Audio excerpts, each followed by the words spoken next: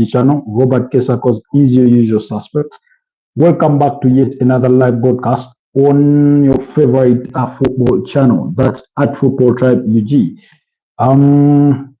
I hope you've had a wonderful weekend. I hope you're enjoying the games that are ongoing in the FIFA Club World Cup as I speak.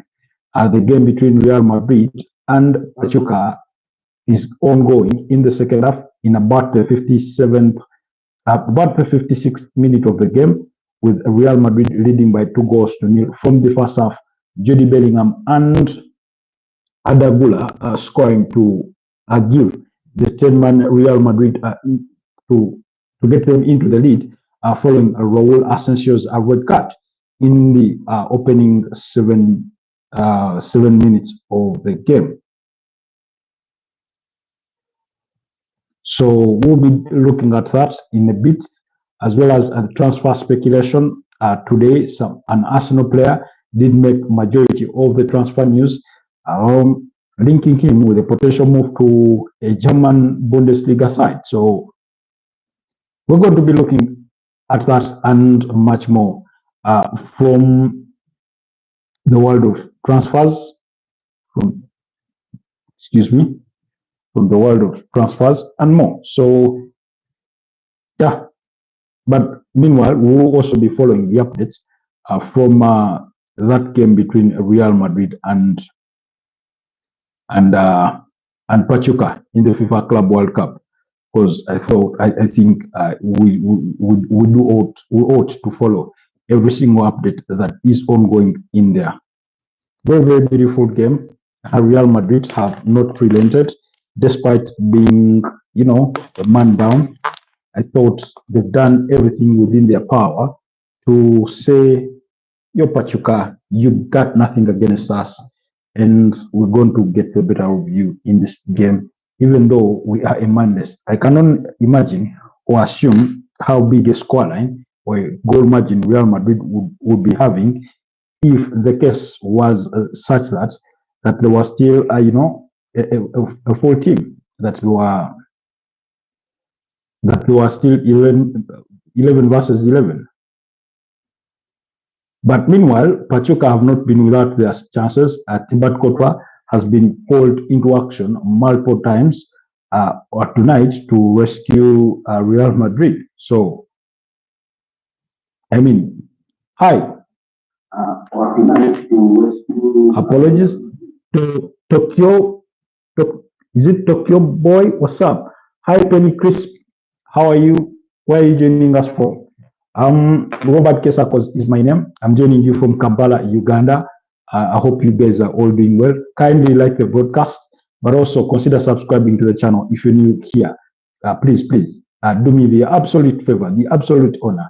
That will take you probably just a second to subscribe to the channel, to like the broadcast, and also more importantly, let me know where you're joining us from and how, perhaps, if you don't mind, how your day has been. Really, I'm from Georgia, USA. Wow, that's interesting. How is Georgia, USA? How is Georgia, USA? And how is USA at large? Do I know anything about Georgia, USA? Is that, wait, tell me, does it have any relation with Alberta? A place called Alberta? Is it even a place? So please let me know, Tokyo Boy. I don't know if I'm supposed to read your name as one, but I'm sort of struggling. But thank you so much for being with us. Thank you so much for being with us. Kindly like the broadcast. Kindly consider subscribing to the channel and help support my work, help support me grow on this journey as a content creator, but more importantly, as a football fanatic, because this is a football channel. Mod Shabazz. Hi. That is Patapim. Hi, Patapim. Georgia, it's light. Could be worse. Okay. It's all right. Could be worse. But okay. That's good to know. That's good to know. Patapim, where are you joining us from? As well as Mod Shabazz, where are you guys joining us from? Please like the broadcast, but also do me the absolute honor of subscribing to the channel so that you can help me continue to go on this journey, really. This is the football channel. In case you're wondering, I'm coming to you live from Kampala, Uganda. That's in Africa. And yeah, it's a football channel. We do bring you the latest in the world of football, more predominantly from the Premier League and everywhere there is news that may matter pertaining to football. So Real Madrid, I can see, are doing a double change for Luka Modric and Dani Ceballos getting ready to come on. Hi, I liked and subscribed. You have a good channel. Thank you so much. Thank you so much, Patapim. By the way, thank you so much, Team India, Team Uganda, Team Nigeria, USA, UK, Kenya. Thank you so much for the love and support. You've really done me an absolute honor. I cannot take your love and support for granted. I know sometimes when I do these lives, for majority of you, really, sometimes it's late in the night. Sometimes it is at less convenient hours, and yet you still dedicate yourselves to be with me here on the channel so that we can discuss the latest in sport from the world of sport. So really, I do not certainly take that for granted. Thank you so much for that kindness, for the love and support. It's always a pleasure, really, to hear from you.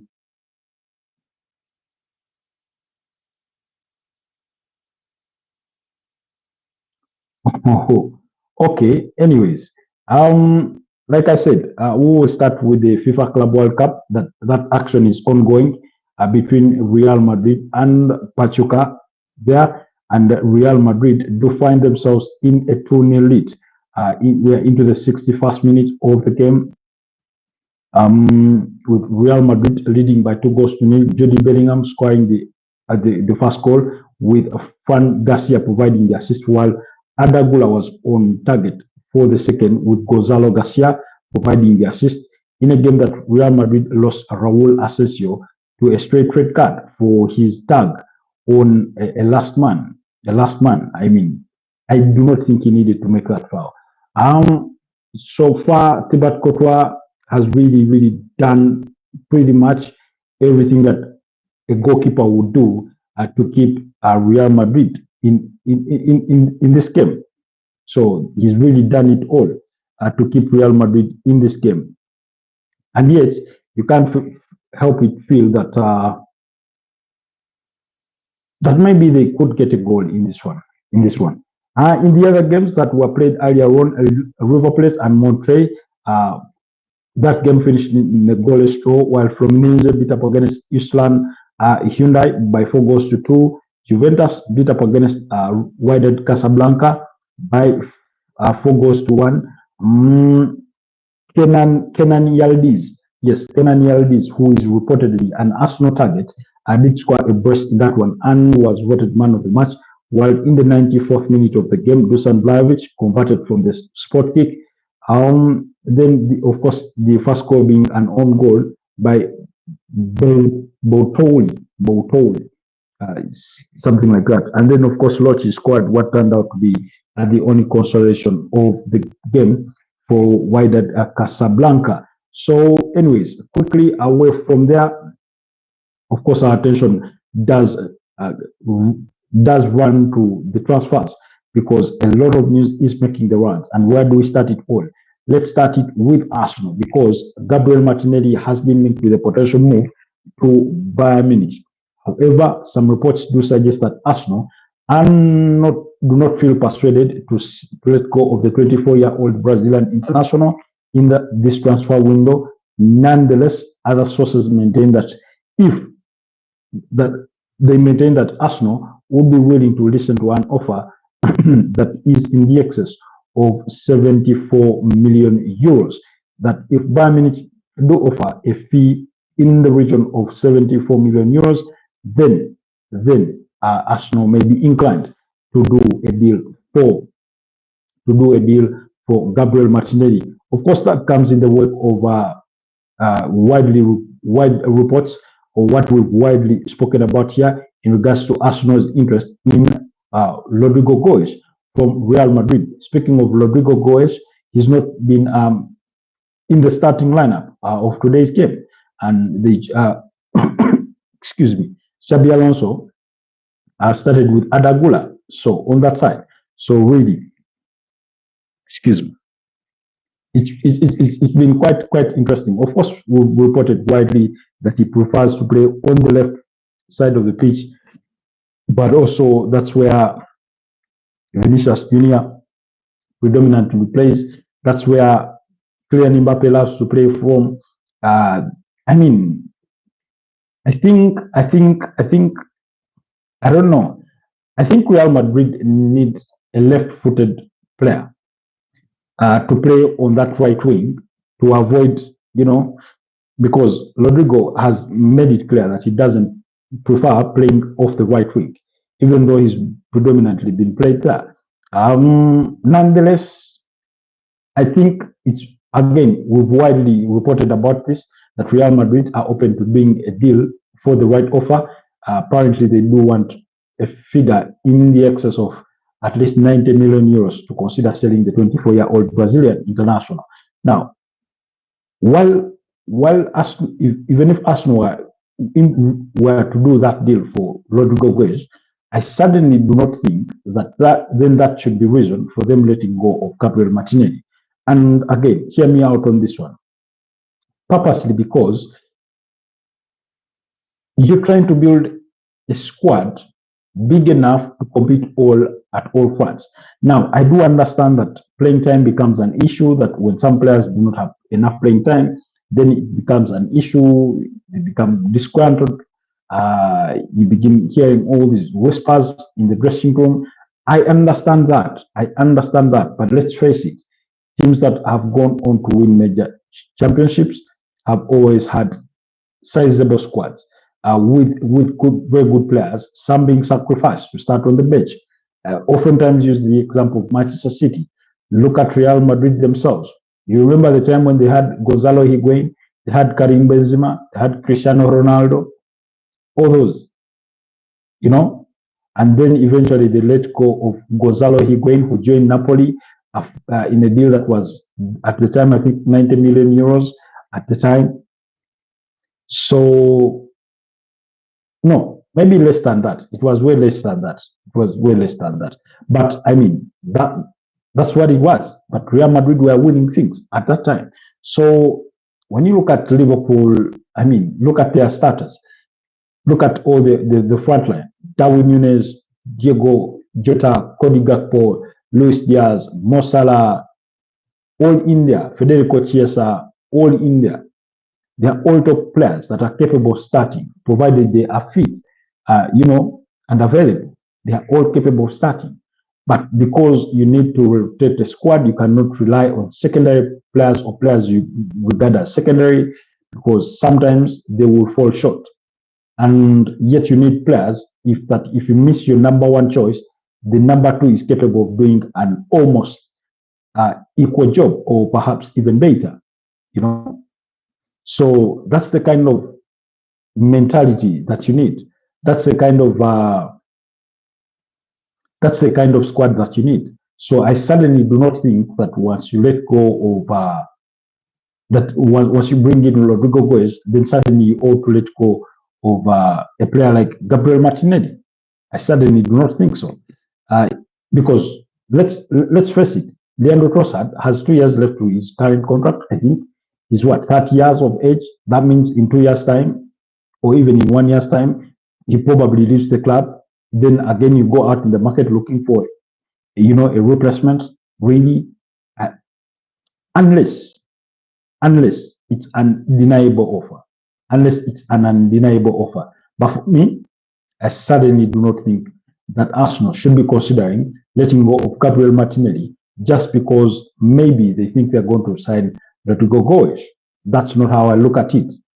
But anyways, we'll leave that at that. But there have been multiple reports throughout the course of the day linking Bayern Munich with the player in Gabriel Martinelli.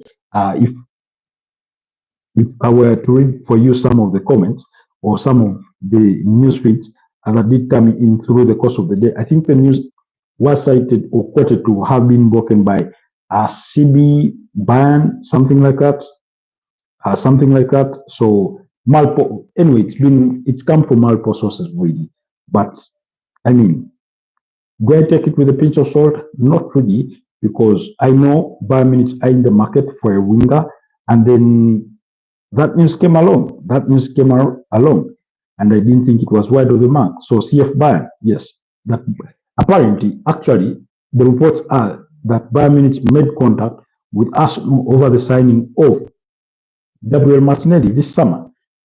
It went as far as that, making contact between the two clubs.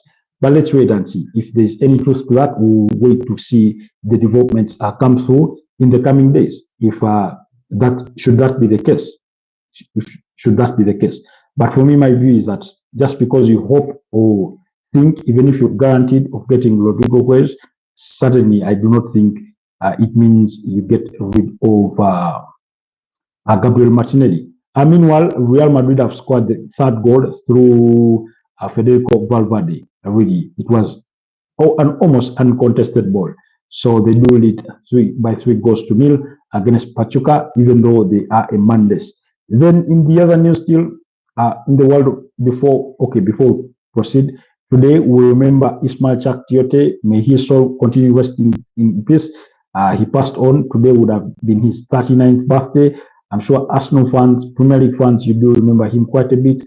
Arsenal fans do remember him as the player that did score the final goal in that famous, or perhaps infamous, 4-4 draw between Arsenal and Newcastle. I remember Arsenal going into the halftime with a 4-0 lead, and then they came back and conceded a 4. I think Hatim Benafa did score from the spot kick. Then Ismail Chak Tiote was one of the other goal scorers on the day. So that was the kind of game. But today we do remember the former Nigerian star, Ismail Chak Tiote. Then, of course, Everton have reached a verbal agreement with Kenny Tete as a free agent to join on a 3-year deal. That's until June 2028 to join Everton. So he's a free agent after leaving Fulham, last season. Of course, due with his contract ending. So that news is also there for the world to know. Then the other deal that has made the headlines today is Paul Pogba joining AC Monaco.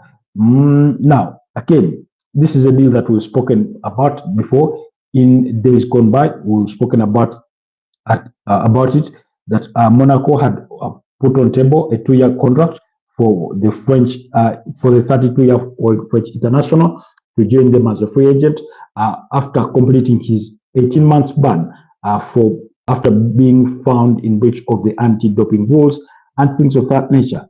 Then, so that news has been broken by, of course, the usual suspect in Fabrizio Romano, who said AC Monaco are closing in on a deal to sign Paul Pogba as free agent. Here we go soon.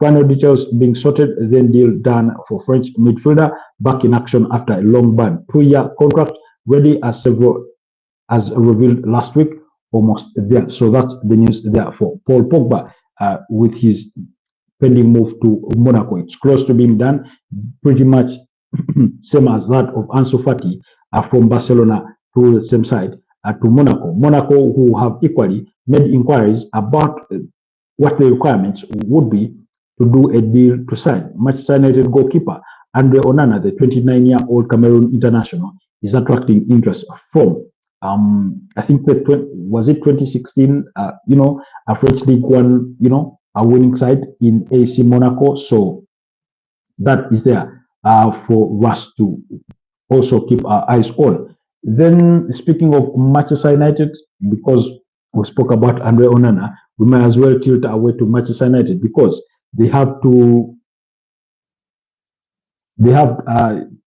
also made some inquiries for a Real Madrid goalkeeper. So they have made inquiries about the availability of Andre Lunin from Real Madrid. At this point, we cannot say that the reports are wide of the mark, really, because we do know while Manchester United are not actively searching for a goalkeeper until they know the situation with, yes, Monaco won the league in 2016-2017 under Leandro Jardim. That team that had Timeo Bakayoko, it had players like Bernardo Silva, I think it had players like Fabinho, it had players like Farland Mendy, it had players like Kylian Mbappe before he moved on to join Paris Saint-Germain. Yeah, that was the team. Very, very brilliant team, really. So, but anyways, back to United. United, the only way they can really assign a goalkeeper is if they move on at Andre Onana. And how that would be possible is if they get a good deal for Andre Onana, then among their options will be Emiliano Martinez from Aston Villa. He's been linked with a potential switch to Old Trafford. And then the other goalkeeper is is called Marco Carnesecchi.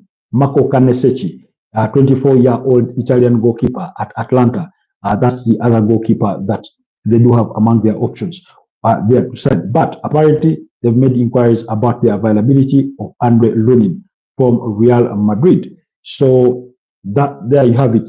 Meanwhile, some reports or some well-wishers have urged Manchester United to break the bank and sign Rafinha as opposed to signing Bryan Mbeumo. Now, let me tell it to you straight here. Even if United had serious interest in signing Rafinha, one, Barcelona are not willing to sell. Two, the player is not interested in leaving Barcelona at the moment. Reason being, he just renewed his contract, until June 2028. Why would he renew his contract and then move away from Barcelona? So, and following the immaculate season that he did have last season, I see no way. So those reports are wide of the mark. I see no credence to them. I see, even if it is a mere opinion in itself, I think it's quite far-fetched or wide of the mark, really. It's an impossible one to implement at the moment. So that's it for me, really, in regards to Man United and their pursuit for a goalkeeper as well as a winger. But look, they'll keep on pushing for Bryan Mbeumo, who is eagerly or open to joining Manchester United. Meanwhile, Thibaut Courtois has had, I think, over 5 saves in this game. And while Pachuca have really failed to put that ball in the back of the net, and Real Madrid have scored 3 on the other end, Thibaut Courtois has been the difference, largely between the two sides. And that tells you why Real Madrid are trying to extend his contract until, I think, June 2027. Yes, there were earlier reports indicating that Real Madrid were interested in signing Gianluigi Buffon from Paris Saint-Germain, with the 26-year-old Italian goalkeeper having just a year left to his current contract.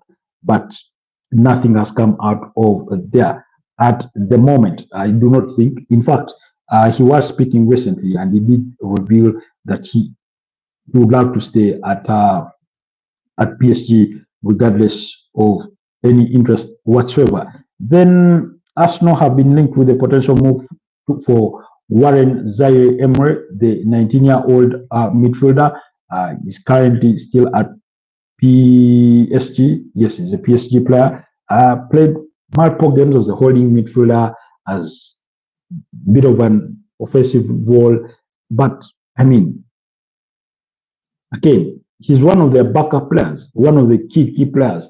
Backup for Vitinha, for João Neves, regardless of where you see him play, alongside Kim Lee Khan. Lee Khan, yes, that's the other player. In fact, he scored the penalty against Atletico Madrid when they were beating them by 4-0 in the FIFA Club World Cup. I think by 4-1, really. I stand to be corrected by on that, but that's the player. That's the player, really. Then away from that, away from those rumors, those reports, again, let's rush quickly into some of the speculation that is making the headlines. Crystal Palace with Mark Gahey. Now, we've reported about Liverpool's interest in the 24-year-old England centre back. Apparently, he does not want to renew his contract with Crystal Palace, but is ready to see out the remainder of his contract, which is just a year left to it.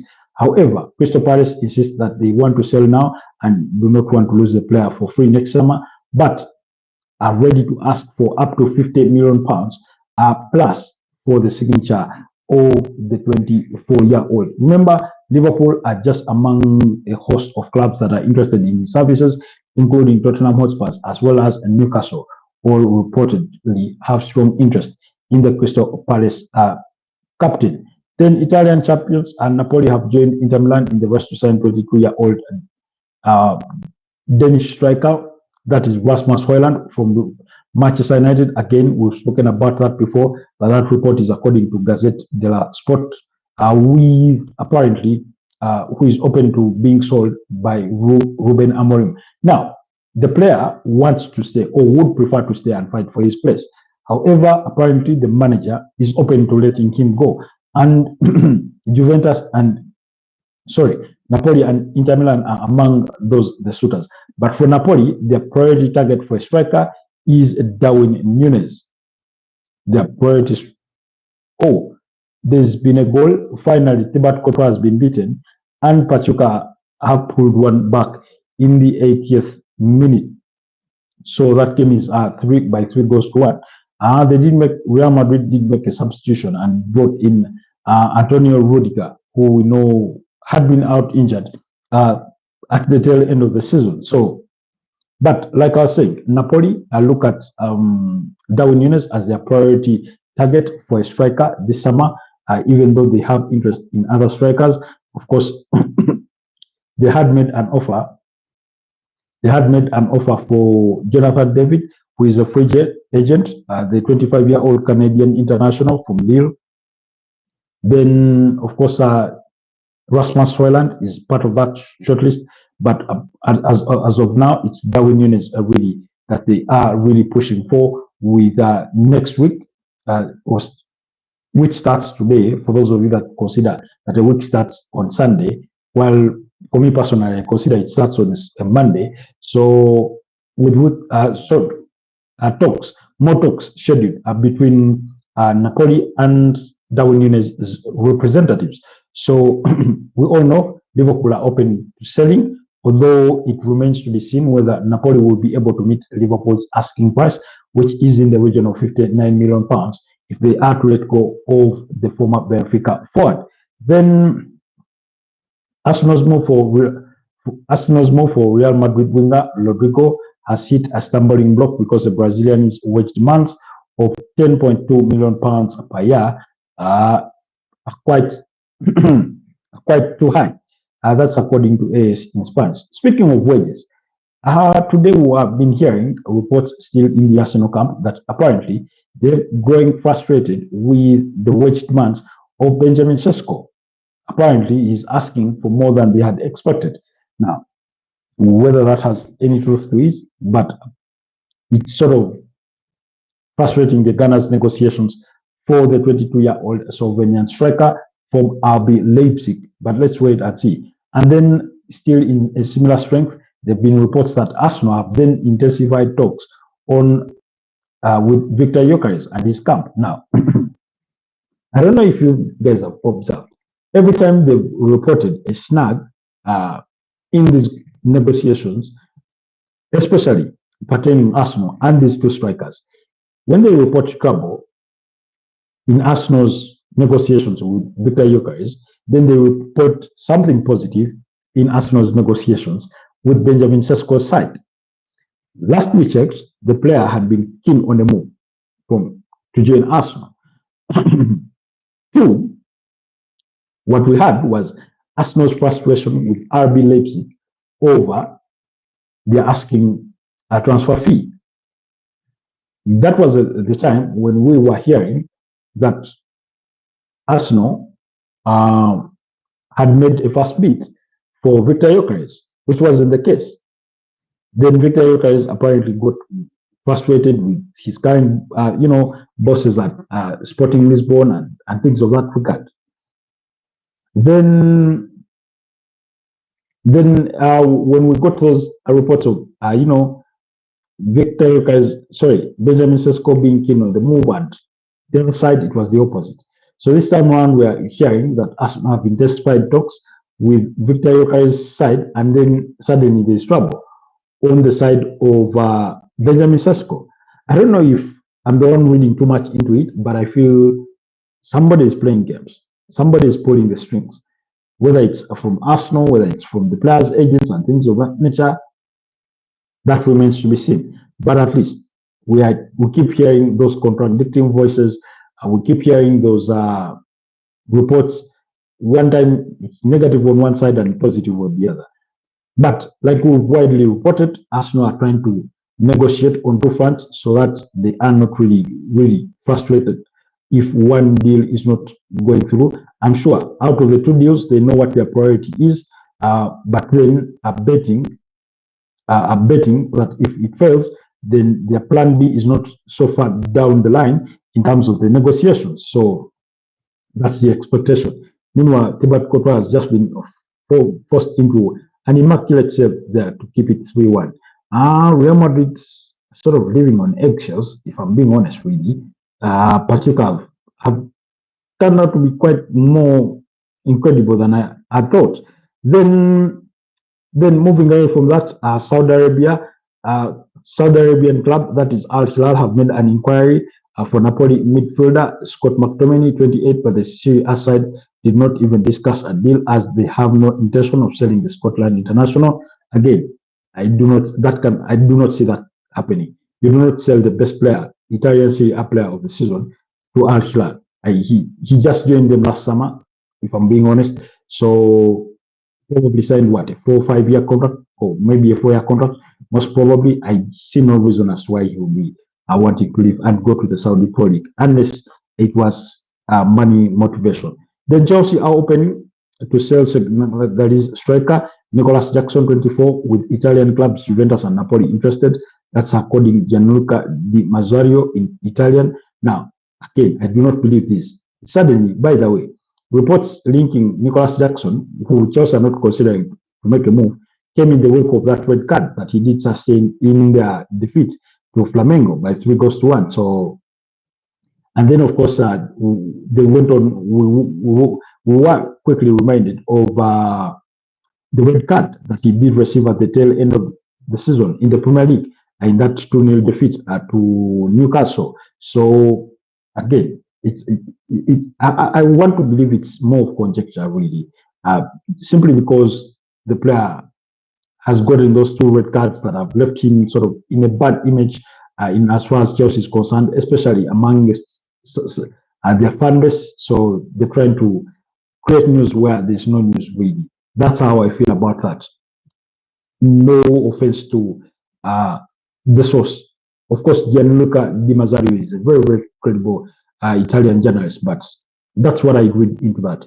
I feel even if it had been fed to him by somebody, I feel the motivations are sort of misguided really. Then Arsenal's desire to bolster their midfield could result in the Gunners making a move for 31-year-old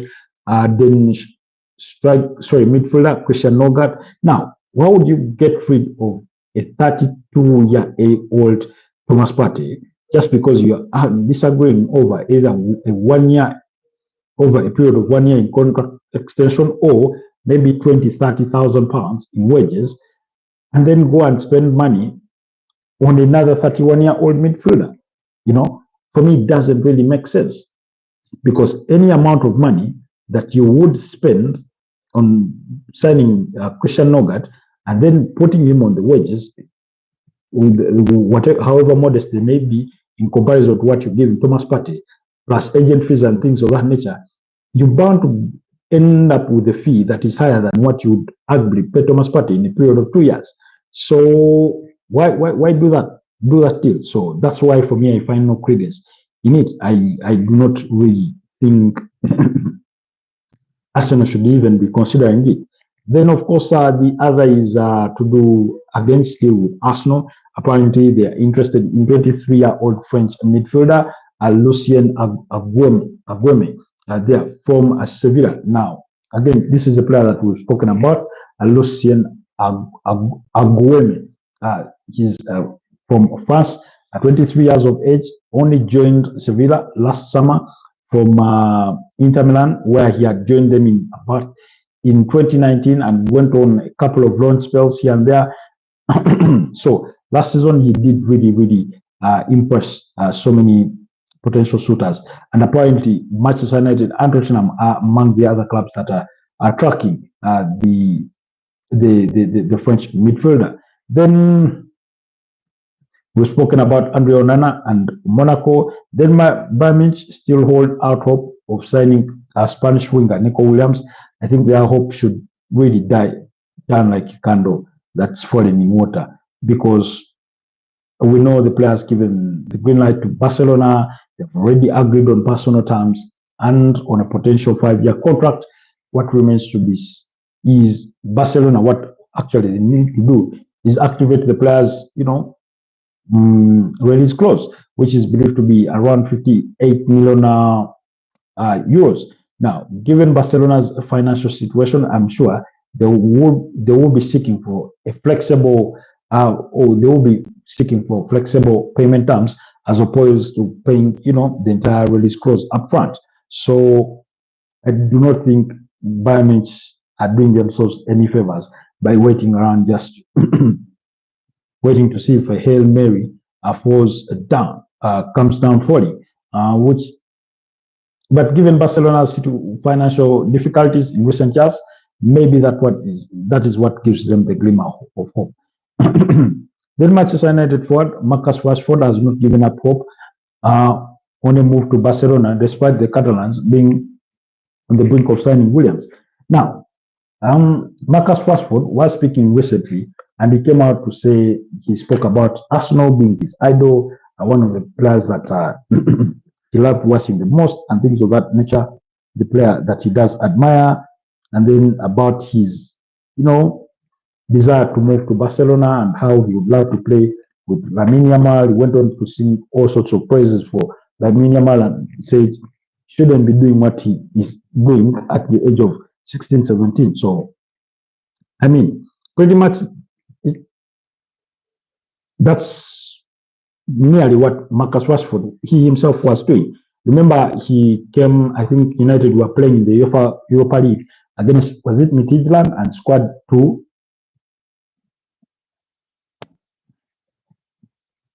Then the following, the weekend after that, after that Thursday fixture, he went on to squad 2 against Arsenal. Man United were beating Arsenal, I think, by 3-1 or 3-0 in the Premier League. I think by 3-1. That game that that was around December 2017. Sorry, not 2017. Should be 2015, when Louis van Gaal was still in charge of the Red Devils. So really, quite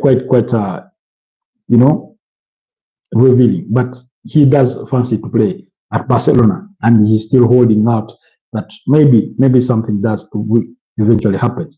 Then PSG have resumed talks to sign 22-year-old Ukraine defender Ilai Zabani from AFC Bournemouth. I remember Zabani and PSG have already agreed on personal terms. He's just waiting for the green light from Bournemouth that they've agreed on a fee with PSG so that he can make the move.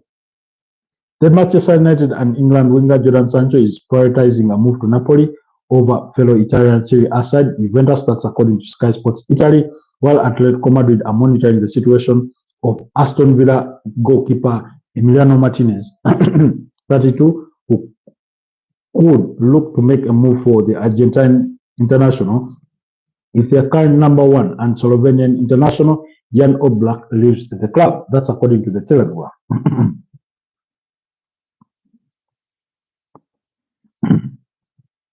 So that's some of the latest in regards to all the transfer speculation and things of that nature. But we've spoken about Arsenal's alleged frustration with meeting the wage demands of Benjamin Sesko. That report is according to the Mirror.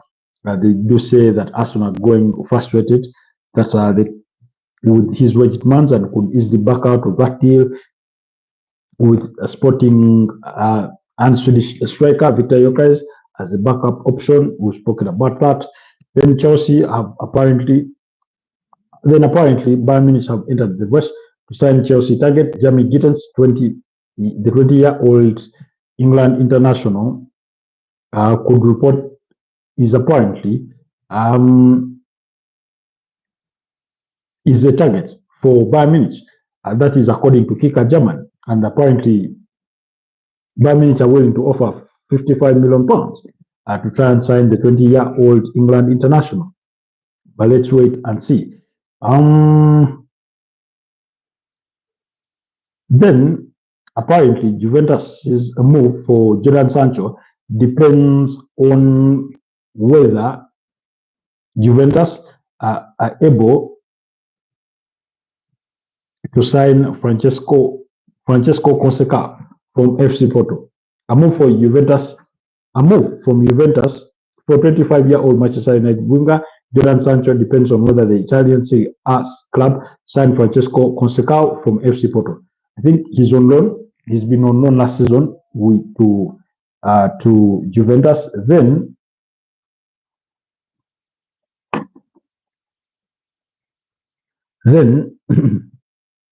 Juventus has a player that Arsenal really admire, and that player is called Kenan Yildiz. He did score a brace today. So keep your eyes peeled to that player if you're an Arsenal fan. Then Liverpool have agreed a deal to sell, of course, defender Jurgen Kroos, 22 years of age, is an England international, by the way, to Bayer Leverkusen for £30 million plus £5 million in expected add-ons. So apparently the club have placed a buyback clause in his contract. That's according to Fabrizio Romano. Then Manchester United are showing interest in 25-year-old Fiorentina and Italian striker Moises Kean, who has a £52 million release clause in his contract, which is valid from 1st to 15th July. Now, remember Moises Kean did have a stint in England in the Premier League, although it wasn't as successful. He was at Everton during the time when Carlo Ancelotti was also there. He had joined them quite expensively in a deal that was in the excess of €40 million from Juventus at the time, and he's been banging it at Fiorentina really. Then defender Andreas Christensen, at 29 years of age, is expected to leave Barcelona this summer.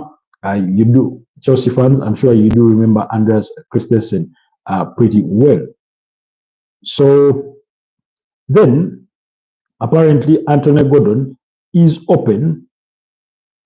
Apparently, Anthony Gordon, who is a target for Chelsea, Arsenal, and Liverpool, would prefer a move to Anfield as opposed to making a move to Arsenal. They are well aware of interest from Arsenal and Chelsea, but his preference would be to join Liverpool. And speaking about Bayern Munich not giving up on Nico Williams, this is according to Sky German, with Florian Plettenberg saying Bayern Munich are not giving up on Nico Williams and have submitted a new offer. Over the past 48 hours, Bayern are offering a net salary of €12 million, as also reported by L'Equipe. The new offer was part of Bayern Munich's plan, as revealed on Friday. Bayern hope that Barcelona will fail to finalize the deal due to financial or registration issues. However, Williams is currently not holding any personal talks with Bayern Munich. He is waiting for an agreement between Barcelona and Bilbao. Now, apparently, Barcelona ought to know if they can register Nico Williams before they can complete the move.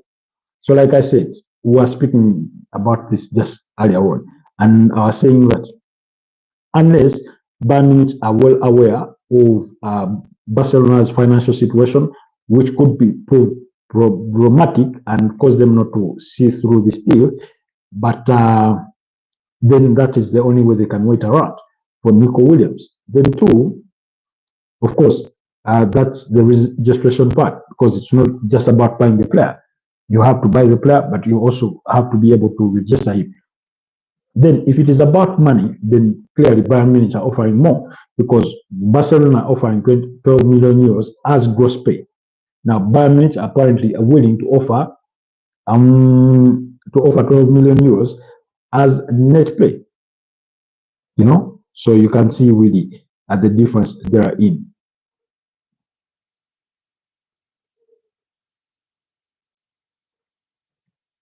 So, anyways, that game between Real Madrid and Pachuca has been concluded with Real Madrid winning that game by 3-1. So, let's see what that means to the group stages in the FIFA Club World Cup. What that means in the standings. In Group A, Palmeiras, Inter Miami, I'll do first and second with 4 points apiece. FC Porto and Al Ahly are in second and third, in third and fourth respectively. I think Porto will play Al Ahly the final game, while Inter Miami will be up against Palmeiras. Then in Group B, Botafogo have already qualified for the round of 16. Have they really? Maybe.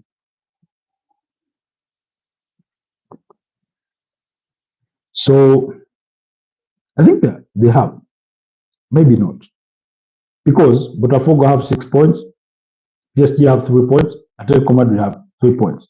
Now I know Botafogo are playing Atletico Madrid in their final game. PSG are playing Seattle Sounders. Now remember, PSG have a positive 3 goal difference, while Botafogo have a positive 2 goal difference. If PSG beat up against Seattle Sounders in their final game and Atletico Madrid beat up against Botafogo, that means if they beat them by more than 2 goals, that means Atletico Madrid and PSG advance. So it's not cut out clear that Botafogo advanced.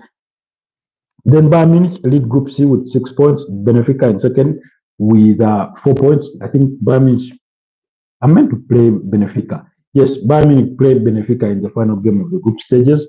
That means if Bayern Munich beat up against Benfica, but this one is a bit of a hard one because Boca Juniors would have to beat Auckland City by more than,